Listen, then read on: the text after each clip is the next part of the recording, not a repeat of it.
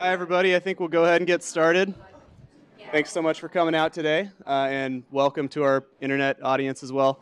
My name is Logan McCoy. I'm the student coordinator for the GE Colloquium in Sustainability Leadership with the Yale Center for Business and Environment. We're really excited for today's speaker, Bart Houlahan. Bart formerly grew and led the sports apparel company And One, and in 2006 co-founded B-Lab, an organization that's working to grow a network of businesses that are committed to accounting for the social and environmental costs and benefits of doing business. So Bart will speak for about an hour, and he encourages questions and comments throughout. We just ask that if you have a question or comment, please use the speakers on the desks so that the internet audience tuning in can hear as well. So with that, please help me welcome Bart Houlahan.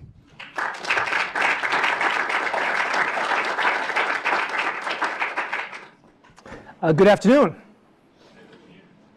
Good afternoon. Good afternoon. So guys, I really want this to be a conversation and not a lecture. It's really boring to stand up here and talk at you instead of talking with you. So please ask questions as we kind of go through. Let's make this a dialogue and have some fun. I appreciate you all coming out to listen a little bit about what's happening at B-Lab. But before we get there, I just want to get a show of hands. Who here has heard of And One?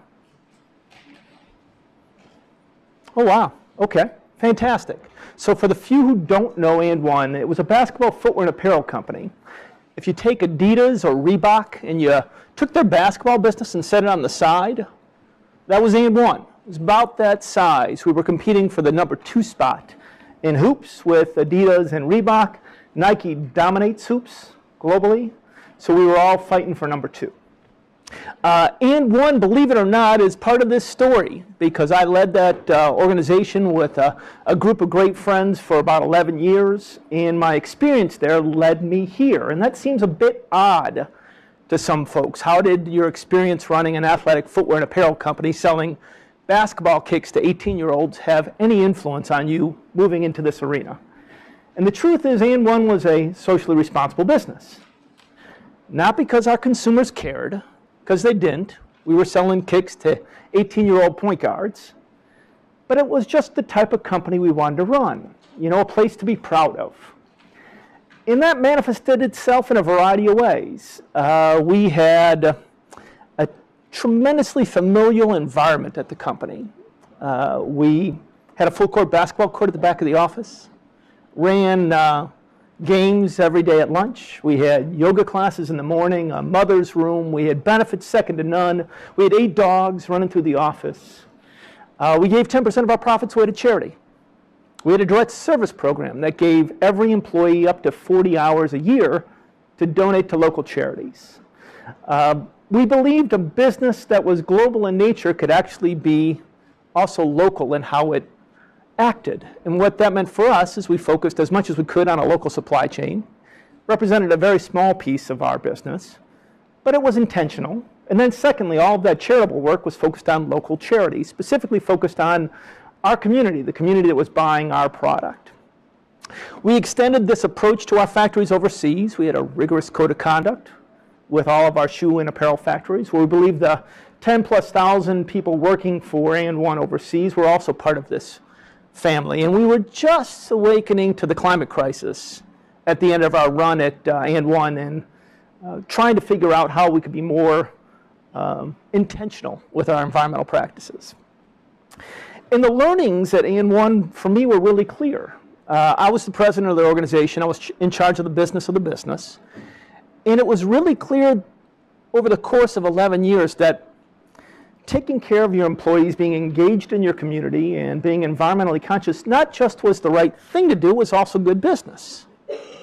On 6 separate occasions, And One was on the verge of bankruptcy. We didn't raise any outside. We do not certify divisions because they don't have any legal structure. We will certify a subsidiary. Okay, a subsidiary actually has its own board and has its own legal structure, and so they're actually doing the same legal change. Now, importantly, the accountability is obviously diluted to some degree because you only have one shareholder. So any wholly owned sub are required to make their entire impact assessment transparent. So if you go on and look at Ben & Jerry's, you can find out the answers they gave to all 200 questions on their impact assessment. We actually, through increased transparency, deal with the lack of accountability through the owner. Any other questions about the certification or those who are in the community? It says you have 1,200 certified B corporations, and I'm curious about how many have applied. You know, what is the percent of companies that actually make it to the B certified process? The question is how many have applied. If you have 1,200, how many actually have started the process? So the impact assessment that is used to certify B Corps, early on we decided to make that free and confidential, and anybody can use it. To date, a little over 20,000 companies have now used that impact assessment as a free tool. Many of them, frankly, not to be certified. They're just using it as a do-it-yourself roadmap or a guideline to be more impactful with their business. Several go on and get close to the 80 and decide that they want to apply. And so I don't have the exact number who have applied and failed, but the 20,000 have all shown up because of the leadership of this community. My question is around how many of the top, say, 100 B Corps are also legally benefit corporations. So I noticed that some of those up on the board are not, they're C Corps. That's right. And so I'm wondering how you handled that differentiation. So everybody is, let me come back to that when we talk about benefit corps, and I'll talk about the overlapping population. But thank you for the question. Remind me if I forget, okay? We'll do one more before. You had your hand up as well? As a lot of these companies get bigger, it's harder to get certified the bigger you are. Yep. So as a lot of these organizations scale up, do they have to meet higher and higher impact assessment standards? Yeah. So the impact assessment that we created for the certification versions, every 2 years we put out a new version of the impact assessment, and there are actually 152 different versions of the assessment based upon how big you are, where you're located, and what industry you're in. So imagine kind of like a Rubik's Cube, and based upon those 3 variables, you could deliver a customized assessment. The certification lasts for 2 years. When you come back to recertify, you recertify on a new version of the assessment. And in the process, we essentially are raising the bar every 2 years. The assessment gets a little more difficult, and some people actually graduate. They go from, you know, the 100 to 250 employee assessment to the 250 to 1,000, or the 1,000 to the 10,000. And each time they do that, things get a little more challenging. You're exactly right. Any other questions before we move on? Please. Can an investment vehicle be certified? Sure. The question is, can an investment vehicle be certified as a B Corp? The fund managers can be so the actual management company. We only certify entities. And so even if you have, you know, a fund as a legal entity, we do not certify. We'll certify the fund manager. We actually have a different product for funds. It's called a GEARS rating, and it's essentially the impact rating of how much impact is created by that particular fund and its portfolio companies. But the fund itself, only the management company can be certified as a B Corp. Yeah.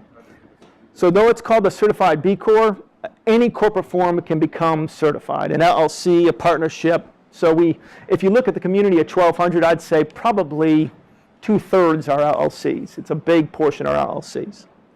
So let me keep on going here. I just want to introduce a few of the community members to you in a little more depth, just so you get a sense of who makes up this community. Because as I said, it's a beautifully diverse community. How many of you have heard of D-Light Design? Okay, about a third. So D-Light Design is truly one of the most admirable social enterprises I know in the marketplace. They're providing solar lanterns in rural, unelectrified villages. They've provided essentially light to 34 million consumers, and they're scaling like crazy. Beautiful organization that creates amazing impact, not just in the fact that it's solar and obviously reducing the impact on the globe, but obviously they're providing light where there isn't electricity, increasing the income of the household, providing an opportunity for the students in the household to actually study at night. They've reduced tens of thousands of kerosene burns every year. It's a pretty amazing organization, and we think of them as kind of one end of the spectrum of the certification. True social enterprises that are for-profit vehicles that are using market-based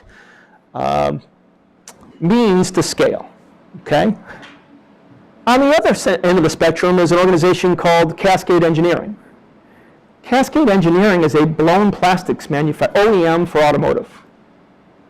Blown plastics, OEM, automotive out of Grand Rapids, Michigan. But they recently got into wind energy, and they actually created a really innovative home-based wind energy system. But frankly, what really got them into this community is they have a welfare to work program. They actually hire formerly incarcerated individuals and people on welfare. They bring them in, they train them, they have social workers on staff, and they reintegrate them into society. They're following the footsteps of, do you guys know Greyston Bakery? Similar to a Greyston Bakery model, okay? Last one I want to talk about, Etsy. People familiar with Etsy? Who here has heard of Etsy? So damn near everybody, right? So it's eBay, right? The righteous eBay is the easiest way for me to think about Etsy. So Etsy approached us to become certified, and they worked their tails off to meet the requirements. They actually originally passed with an 80.1. They certified with an 80.1. Within the first month, Chad Dickerson, their CEO, brought together the entire organization for a full-day hackathon. And the intent of the day was to increase their score, to engage the entire employee base in what it meant to be a B Corp and to help them up the curve and for them to be more impactful. By the end of their first year, they had gone from an 80.1 to 105. This community is leading. It's leading in a variety of ways, one of which you've already referred to, which is at the core of what this organization is a different fiduciary responsibility, one that includes not just shareholder interests, but also stakeholder interests. And the truth is, within current corporate law, you can only go so far. You can only go so far in rewriting your corporate governing documents if you're a corporation. And at the core, what we really needed was a new legally recognized corporate form, one that allowed companies to simultaneously create both shareholder value and social value, and where they were not only given permission and protection to do so, but held accountable. And so this, frankly, isn't a new idea, folks. People have been talking about this type of new corporate form here in the U.S. for 35 years. The only modest spin that we brought to it is we created the constituency to advocate for it. Previously, when people thought of this wonderful idea, they introduced the legislation, and the legislators said, well, why? Who am I doing this for? We created a community of certified B corporations and then asked them to advocate for the new legally recognized corporate form to create a legal entity that reflected who they were, that celebrated and used sustainability as a competitive advantage. We passed benefit corporation legislation for the first time about 3 years ago. It has now been passed in 27 states. Perhaps what I'm most proud of is that it's passed 18 times unanimously, without a single vote in opposition. This legislation has been enabled by the community of certified B corporations, and it frankly is one of the ways that we scale this movement. Remember how we were talking about celebrate, support, and scale the leaders, and then inspire, hopefully, millions to follow? This is a scaling vehicle. In 3 years, we now have 2,000 or so benefit corporations across the states. More benefit corporations than certified B corporations. Okay? The vast majority of them have nothing in the world to do with B-Lab. When an entrepreneur is setting up their organization, it occurs to them, why wouldn't I be a benefit corporation? Why wouldn't I incorporate as an entity that could create both shareholder value and social value? We hope over time it becomes the corporate form of choice for new entrepreneurs. To your question, we currently have about an overlap of about 100. So there are 1,200 certified B corporations. About 100 of them are certified B and benefit corporations, and they're about closing in on 2,000 benefit corporations. Questions on the legislation? So one criticism I've heard of this model, and I'm sure you have too, is that having a legal form of a corporation segregate being socially environmentally responsible to only that choose to incorporate that form form, and then implicitly encouraging bad behavior among more traditional corporations, what would you say to that? It's a great question, and obviously it is a common question that we receive. First, nothing we've done in the current corporate form changes existing corporate law. And so there's in no way have we changed the opportunity for existing corporations to consider stakeholders. And importantly, let's just pause on this for a second so we understand how this law changes corporate law, because the truth is, day to day, C Corps have a fair degree of latitude to consider stakeholders. There's something called the business judgment rule that allows corporations to consider other stakeholders so long as in the future they think that activity will return some value to the shareholder. As long as some prudent person would believe that at some juncture in the future that stakeholder consideration will return an increase in value to shareholders, they're absolutely willing to undertake wonderful sustainability efforts. Nothing we've done actually has changed that. And in fact, if we look over the course of the last 8 years of our work, we think we're just actually leading rather than restricting existing corporations. And in fact, if you look at evidence of what's happening in the marketplace, there is, I'll give you an example. Since we have been tracking in the last 7 years SRI in the US, it's gone from $2.7 trillion to $6.6 trillion. If you look at the number of organizations that are moving into triple bottom line space, it's actually doubled in that same time frame. If you look at shared value subsidiaries, exploding, frankly, small base, but growing extremely rapidly. So I think the evidence would say the exact opposite, that in fact, by creating a community of leaders that shows that indeed these organizations not only are doing the right thing, they're actually attracting and retaining talent, they have stronger consumer loyalty, and they have more access to capital, is pulling more people to be more sustainable. So that I would say from an evidence-based perspective and the fact that we didn't change the law, it is a fair concern, one that we haven't seen borne out in results. Any other questions on the legislation? Please.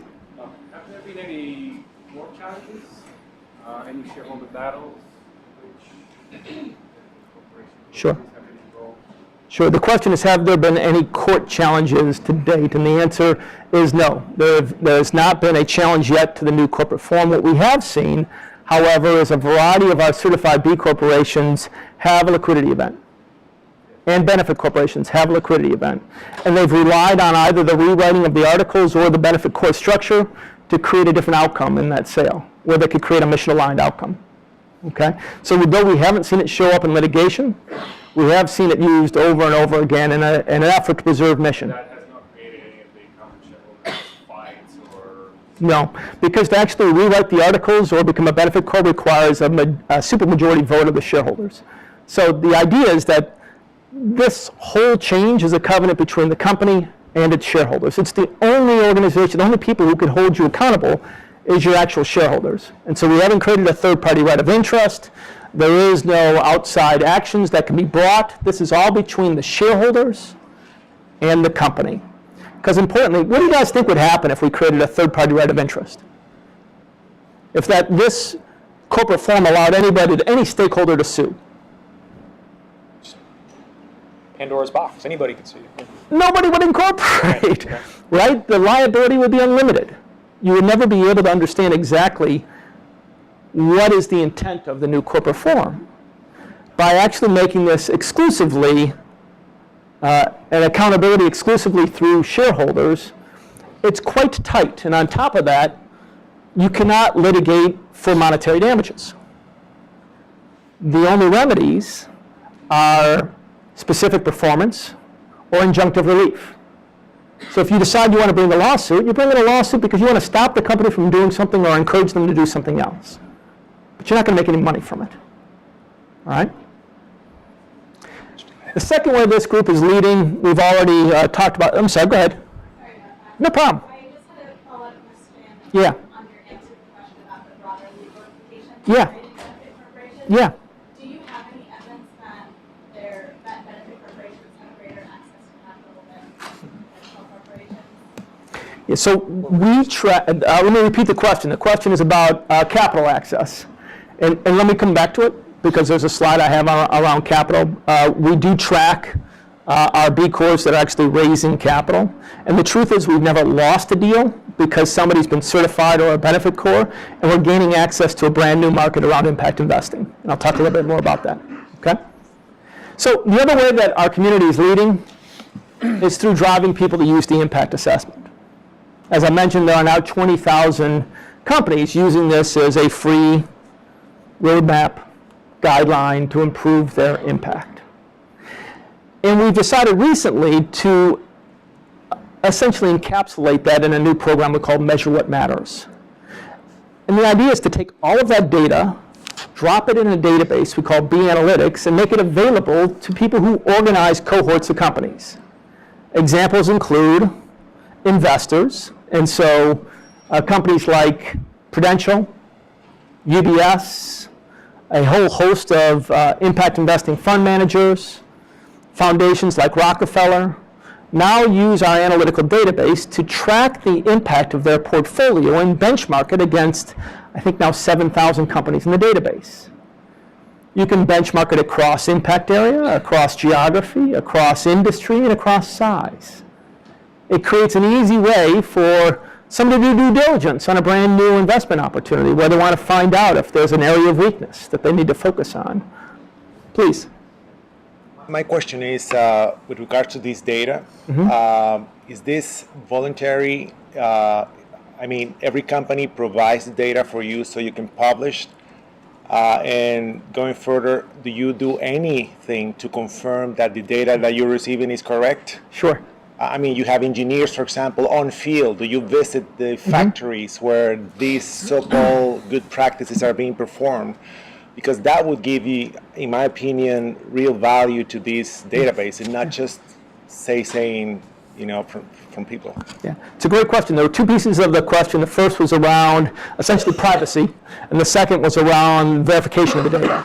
So let's take them both. On the privacy front, this is a self-assessment. People choose to use the assessment, and only if they decide to be certified as a B Corps or receive that GEARS rating we were talking about earlier, the impact rating for the financial markets, is the information transparent.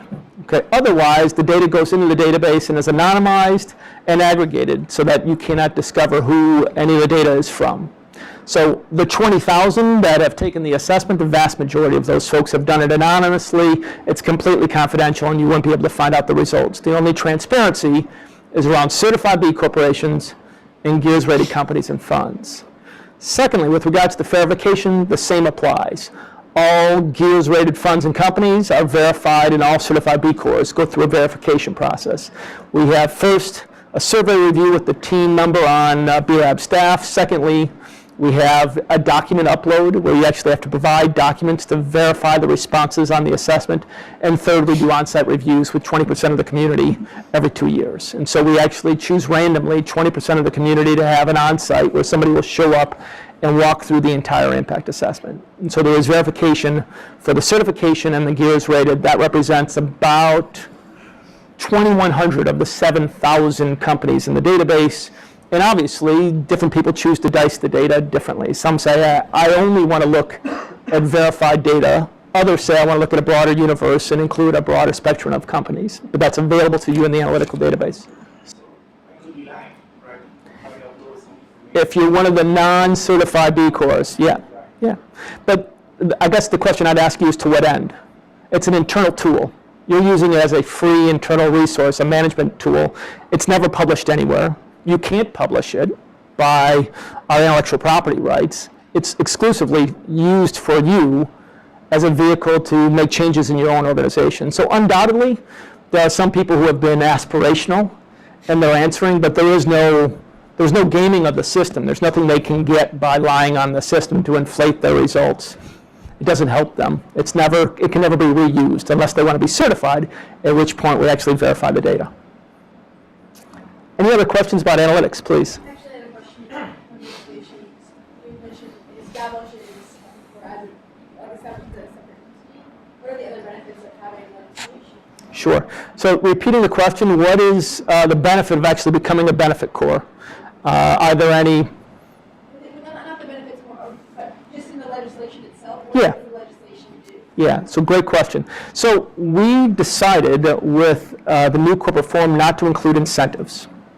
Procurement preferences, tax preferences, investment preferences. Why do you think we decided not to include incentives?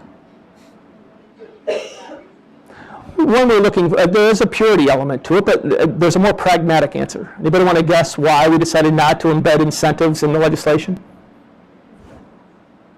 People would do it for the incentives, not because they were actually going for social impact. That's certainly a piece of it, but there's even a more pragmatic reason.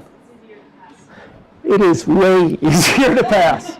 It is way, way, way easier to pass. At the core, that bipartisan support I was talking about, the 18 unanimous votes, how many of those do you think we would have gotten if we had embedded tax preferences?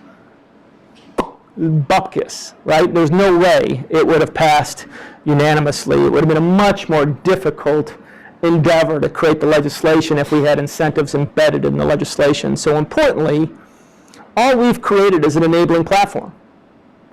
If a municipality or a state wants to follow up with incentives, that's up to them. But for us, the reason why people do it is it's because it's who they are. At the core, they want the permission, protection, and accountability to consider shareholders and stakeholders.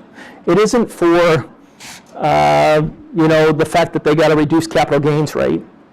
It's specifically because they're trying to run their company differently, and this legal form embraces that. So what we discovered, let me come right back to you for a second, with regards to this tool, this analytical tool that we built for the financial markets, right, for Pru and UBS and others to be able to cut and dice the data, it has other applications. Supply chain, business associations, municipalities, accelerators, incubators. All of them can use this platform because they all have a cohort of businesses they're working with. They can capture the impact of that cohort and compare it across the thousands of companies in the database. Think about it from supply chain. We now have 80 businesses who have asked us to make this available to them from a supply chain perspective. They're going to ask all of their suppliers to go through the impact assessment. All of the data is transparent to the organization. They can compare and contrast the impact of all of their suppliers and then benchmark that whole cohort against others. Similarly, imagine a business association that's trying to deliver a better educational experience for their members.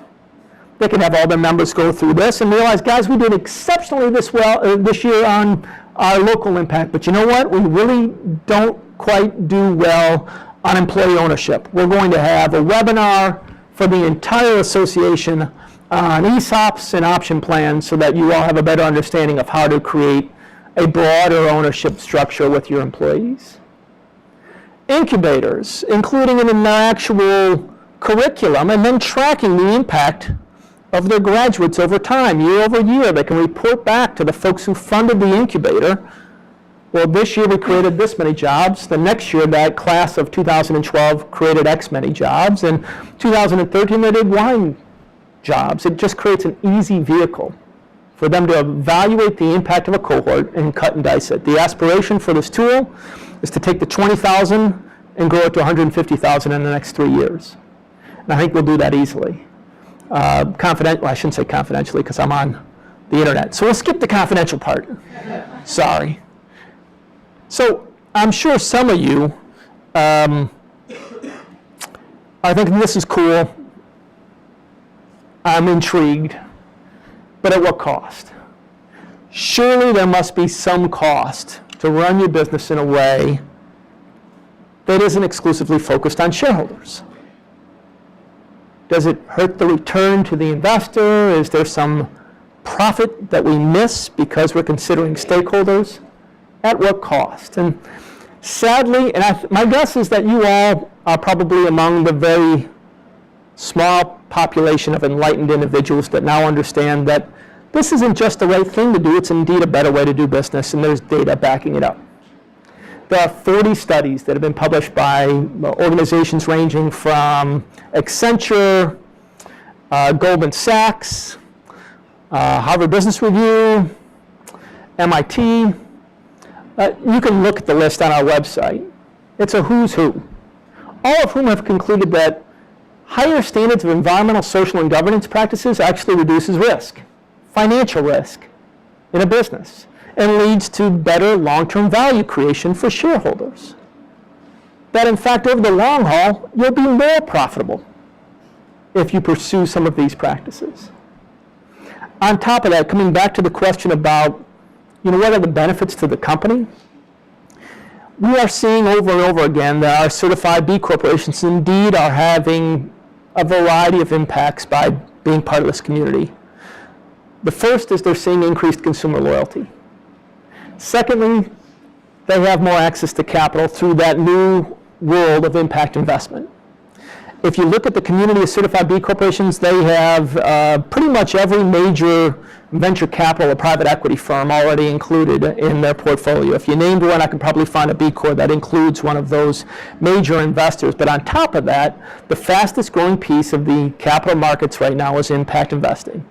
Admittedly, it is tiny, but it is growing very rapidly. And this community appeals to them. The reason why it appeals to them is because one of the challenges in the impact investing world is how do you know when you leave the credit that the impact is maintained? Investors have to leave a credit. They make a loan, they get the money back, and they leave. They make an equity investment. They got to find a way to get a return on their capital. And one of the great conundrums is that how do you know when you leave that the impact you helped create through your money is maintained? The legal change does that. It embeds the mission and the governance of the organization, and you know long term that the impact orientation of the company isn't going to change. Some data. Let's back this up. I'm trying to remember the name of the study. It's a PR firm out of New York, huge PR firm. I'll come back to the name. It's eluding me right now. Does an annual study that looks at conscious consumers. Globally right now, 84% of consumers expect businesses to balance social interests with business interests. 84%. Secondly, you all are leading a wave. I have to be really blunt and honest. When I was graduating from college or university, there was only one thing we were looking for when we graduated, and that was how to make as much money as possible, as rapidly as possible. And the data that's come out on millennials indicates that you all are looking for something different in your profession. You're looking for both money and meaning in your work. 88% of you no longer define money as success. That's radically different than when I graduated from college in 1989. Secondly, 64% of you are willing to take a job at $40,000 a year that has meaning versus $100,000 a year in a job that's boring. Finally, let's look at the actual certified B corporations. During the financial downturn, B corporations were 64% more likely to survive during that 5-year period. 64%. So if we back all the way up and say, what is this all about, right? Does this really matter? What is the intent of B-Lab? And I'll be the first to tell you that this is a generational effort. Okay, the work that we're undertaking at B-Lab, and more broadly, moving us towards a sustainable future, is truly a generational effort. And at the core of what we're trying to build is a new sector of the economy, made up of a new type of corporation that has underpinning that corporation a different set of standards that define success. That through their scale, they're alleviating poverty, they're rebuilding communities, they're preserving the environment. And that particular sector, we believe, is influencing all business, so that we all collectively work to redefine success. So that companies are competing not just to be best in the world, but best for the world. That when you all evaluate a business 10 years from now, it's no longer going to be exclusive PE or EPS or gross margin or the quick ratio or debt to equity ratio. Those will all still be there, but on top of that, we'll have metrics around community engagement and worker involvement and environmental footprint. That will all be included and how we define success in a business. But honestly, none of this happens without a set of inspired and motivated individuals. That all of this turns on people. That if we're all going to get someplace with regards to creating a new sector of the economy and redefining success in business, it requires all of us to demand more of ourselves, to demand more of where we invest our capital, to demand more, importantly for all of you, of where you work. And I know that very few of you are going to end up working at certified B corporations. But I do ask you, wherever you end up, ask more of the organization. Ask them to be transparent about their impact on their workers and on the community and the environment. If you all demand more, this has a shot, because when I talk to rooms full of Fortune 500 CEOs, I will tell you honestly, when I first talk about greater access to capital, they don't buy it. When I talk about consumer loyalty, they don't buy it. When I talk about attracting and retention the next generation of leaders, everybody sits up. Everybody pays attention. It is undoubtedly true that the next generation of leaders sits in this room, and you all can drive this or not. I hope you join me in trying to redefine success in business. And thanks for your time.